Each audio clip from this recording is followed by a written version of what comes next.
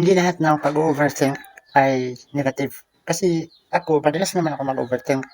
For example, ganito, may ka-chat ako, tapos, nag-chat ako, tapos hindi ako na-replyan.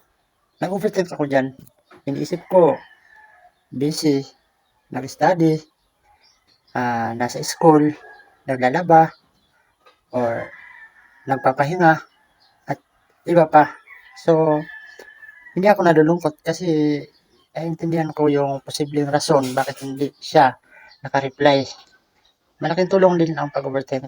Yun nga lang, hindi ko alam, masaya na pala siya sa iba. Labis mong sinaktan ako, sobrang nahihirapan. Pero at least,